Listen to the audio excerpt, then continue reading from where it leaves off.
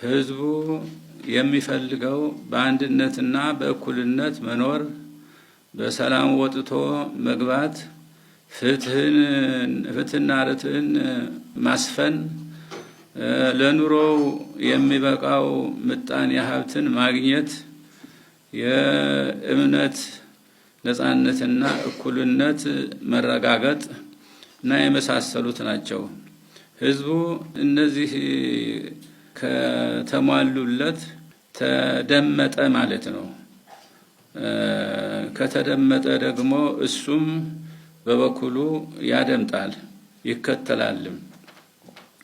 ስለሆነም ለሁሉም ልጆቻችንና ወገኖቻችን የምናስተላልፈው ወቅታዊ ጥሪ ሁሉንም ችግሮቻችን በሰላምና በሰላም ብቻ ለመፍታት ተባበሩ የሚል ነው።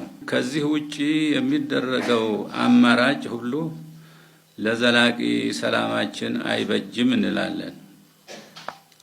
በመጨረሻም በቀኖና ቤተ ክርስቲያን መሰረት ከበዓለ ትንሣኤ በኋላ በ25ኛው ቀን የሚካሄደው ዓመታዊው የረክበ ካህናት ቅዱስ ሲኖዶስ ምልዓተ ጉባኤ በዛሬው ዕለት የተጀመረ መሆኑን ለሕዝበ ክርስቲያኑ እና ለመላው ኢትዮጵያውያን እናበስራለን።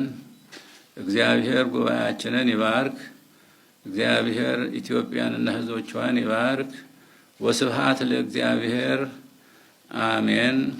ሚያዝያ 28 ቀን 2018 ዓመተ ምህረት አዲስ አበባ ኢትዮጵያ።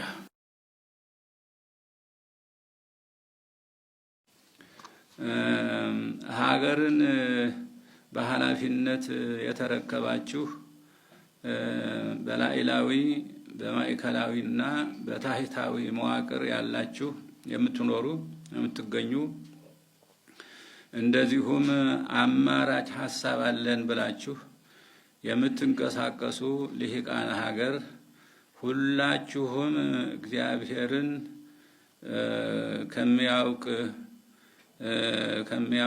ከሚያመልክና ከሚፈራ ሕዝብ የተገኛችሁ ናችሁና በልባችሁ እግዚአብሔርን ፍሩ፣ ድምፁንም ስሙ። የሱ የሆነውን ገንዘብ የሱ በሆነው ገንዘብ ፍጡራን የሆኑ የሱ በሆኑ የሱ ገንዘብ በሆኑ ፍጡራንም አትጨክኑ። ሰውን መያዝ የሚቻለው ህሊናን በመርታት እንጂ በሌላ አይደለምና ነው። አርሲ ሀገረ ስብከትን የተመለከተ አጀንዳ ነው። በሶስተኛ ደረጃ በዛሬው ዕለት የታየው አጀንዳ የአርሲ ሀገረ ስብከትን የተመለከተ አጀንዳ ነው።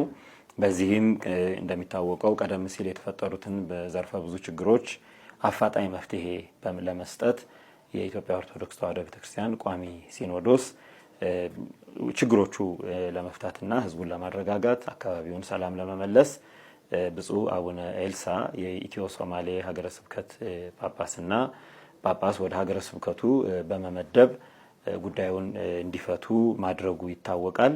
ይኸው ጉዳይ ከመግለጫና ከአጣሪ ኮሚቴ ሪፖርት ጋር ለምልዓተ ጉባኤው ቀርቦ ምልዓተ ጉባኤው ቀደም ሲል በቋሚ ሲኖዶስ የተወሰነውን ውሳኔ አጽንቷል። በዚሁም መሰረት ምልዓተ ጉባኤው ውሳኔዎችን አስተላልፏል።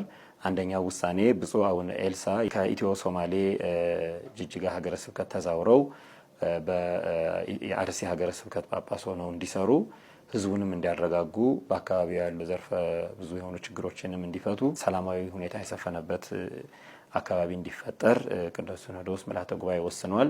ቀደም ሲል የሀገረ ስብከቱ ሊቀ ጳጳስ የነበሩት ብፁዕ አቡነ ያሬድ የኢትዮጵያ ኦርቶዶክስ ተዋሕዶ ቤተክርስቲያን መንበረ ፓትርያርክ የሰበካ መንፈሳዊ አስተዳደር ጉባኤ መምሪያን እንደያዙ ሆኖ የኢትዮ ሶማሌ ጅጅጋ ሀገረ ስብከት ሊቀ ጳጳስ ሆነው እንዲሰሩ ቅዱስ ሲኖዶስ ምልዓተ ጉባኤ ወስኗል።